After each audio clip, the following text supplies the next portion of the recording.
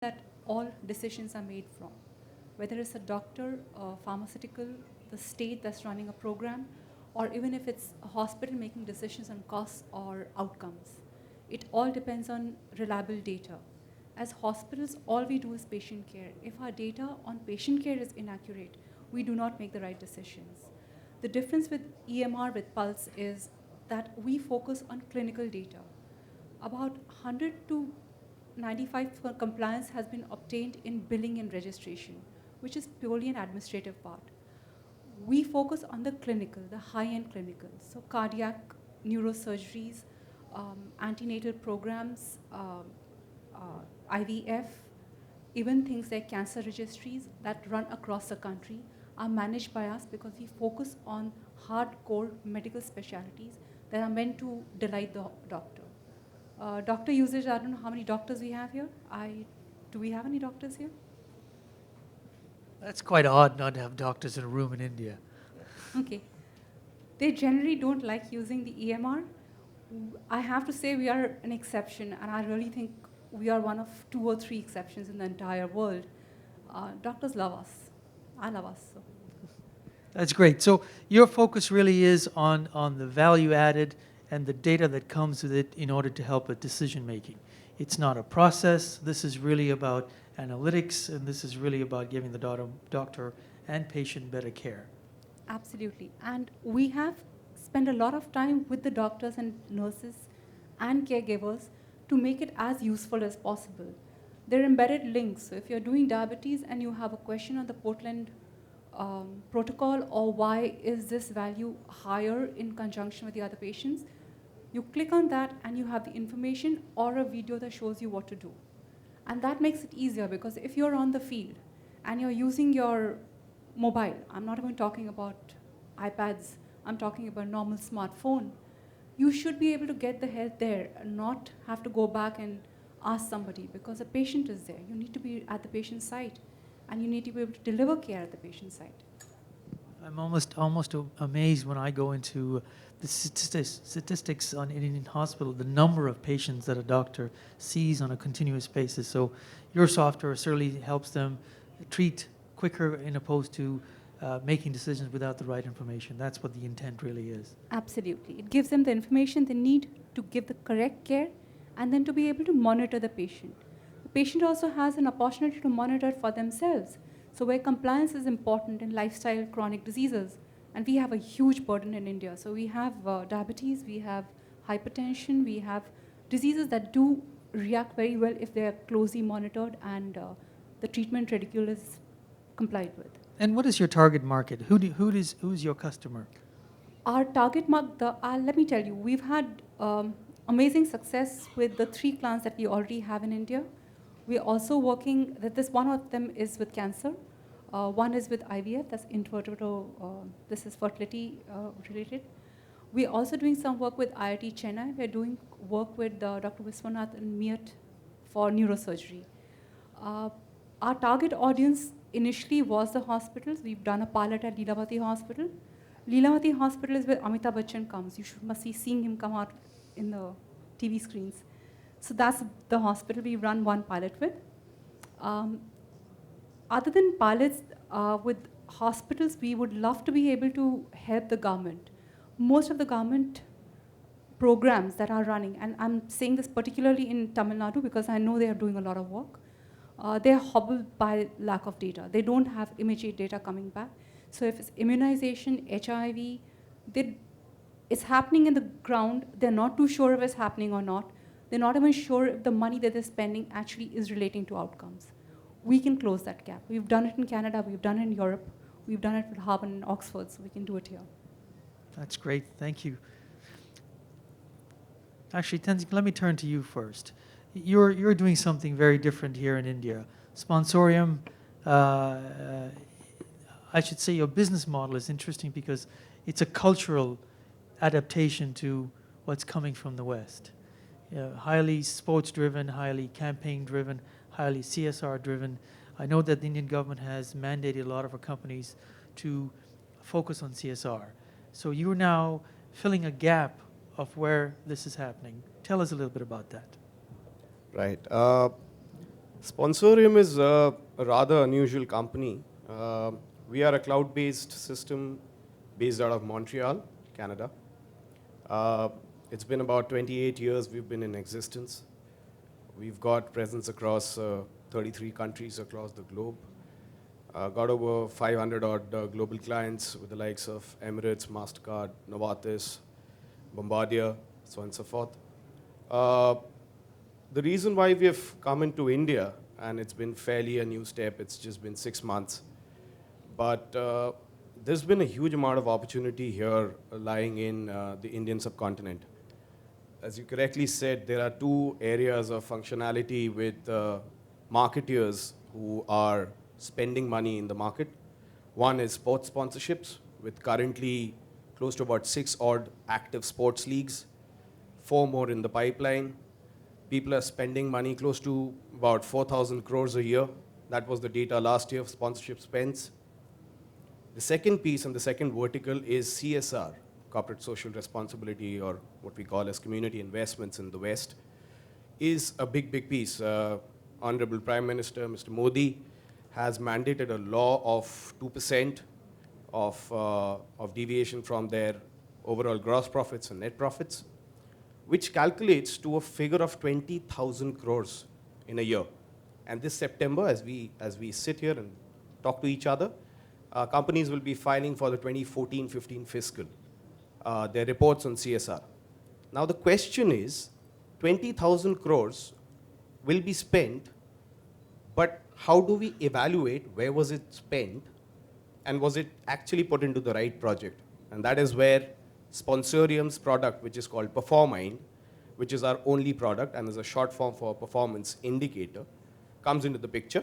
We help brands, industries, companies decide where to put their money into when they get a lot of proposals from NGOs, beneficiaries, saying that we've got this property and we need this much of donation from you. The companies go back to the drawing board and figure out, okay, these are our CSR objectives. This is the budget we have. Does it fit the bill or not? We cut that whole process off with a web page which is co-hosted by us and the company. The donation seeker, the beneficiary in this case, goes to the web page, fills up a questionnaire, a web questionnaire, which has all the details. Could be where are you linking the social media to, how many guys are you targeting, are you looking at grassroots development, are you looking at waste management, are you looking at grassroots educational programs, so on and so forth. And he submits the proposal. What he does not know, at the back of this questionnaire, he was being scored over 1,000 points. And that is where the methodology comes in, the algorithm comes in.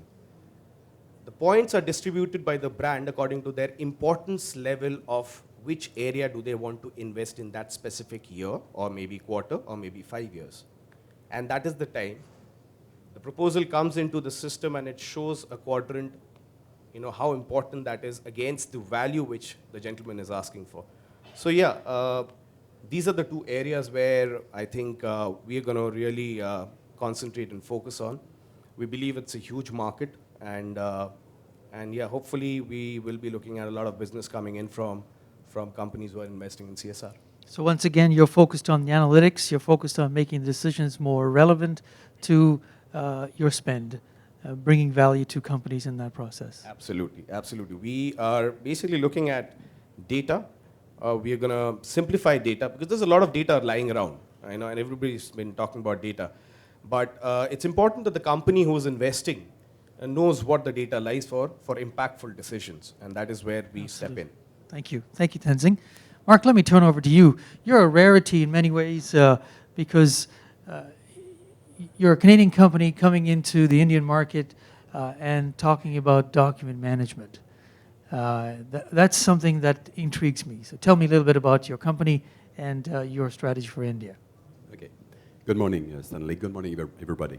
So Integram was founded 23 years ago, and we are specialized in document automation, so the capture part, so intelligent capture, and so we remove paper from the business processes, okay? So it should be for the capture part or the workflow by different automation. Based on that, so what we what we do in North America, we are a leader in North America. We have processed more than 1.7 million pages, okay, since we found the company. We are also present in Europe with in different countries. But when we start in India, so it was in 2009. It's my first visit in India, but somebody else came here previously. And so we installed a place in Hyderabad. So we have a scanning center, production center, data validation, and we just opened another one. So this year in Tirupati.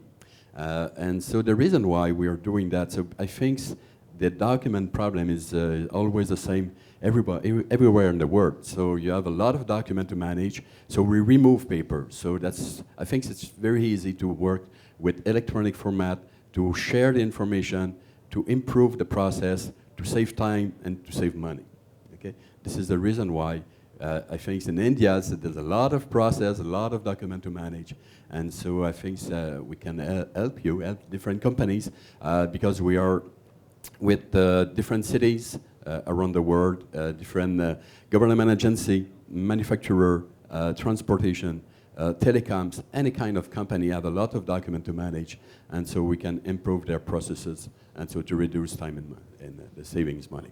I'm sure that first of all, you said Tirupati, right? Was this Tirupati Exactly, and yeah. Hyderabad is where you have your Exactly. office? Yeah. I'm sure you're going to have an office third office very soon. Yes. Given that there's a lot of paper in India that we Yeah, need to get exactly. on. And so we can do something on premise, or we can do something on the cloud, because I think the future is more on the cloud. So with a portal, you can manage any kind of document. Here in India, we process a lot of document from different countries.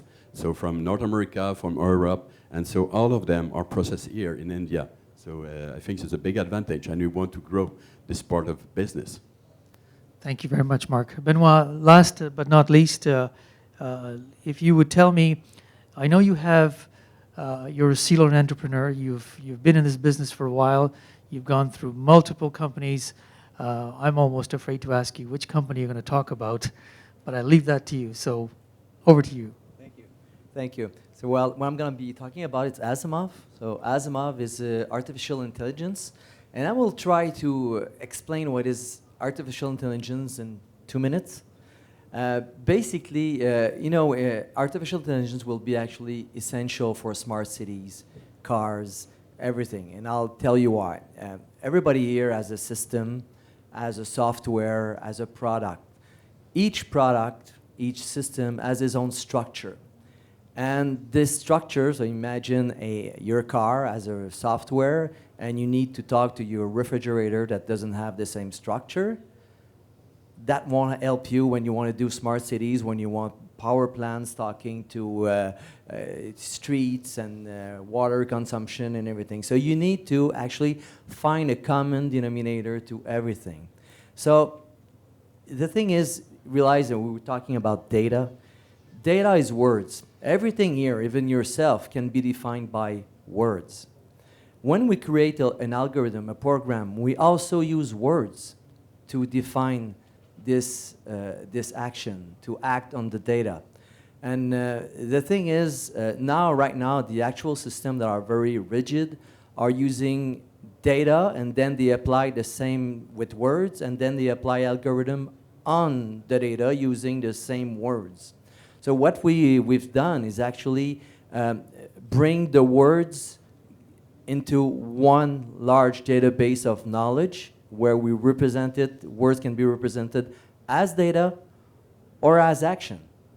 And so words can have different meaning. So I'll give you, just to give you a small example, you're in your car and I'm sure in your car you use maybe some of the sync system or Siri or whatever, and you just say play, because you want to play the music, and you have a band called Coldplay.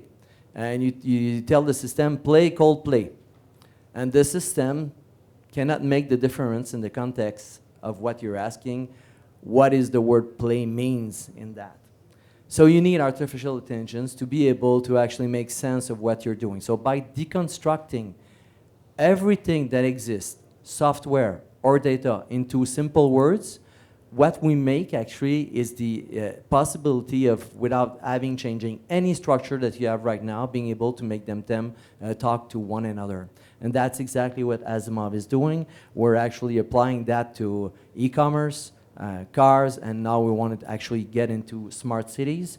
In e-commerce, now we have a website called Rupee Saver in India, and we aggregate millions of data coming from heterogeneous data source from different retailers, and instantaneously we can actually use those words to interact just using your voice. And that's exactly what we do at Asimov. So AI in 2 minutes. I don't know about you, but I'm confused. But thank you for that. Of course, increasingly as we get into this world, every machine has to talk to the machine, and at the end of the day, the objective is to reduce costs, to make life easier, and make things talk to each other. More than that, the thing is, imagine in your city you have just 20 systems, different 20, and each system changes with time. And every time you build a bridge between systems, you have to change the whole chain of system to make it work.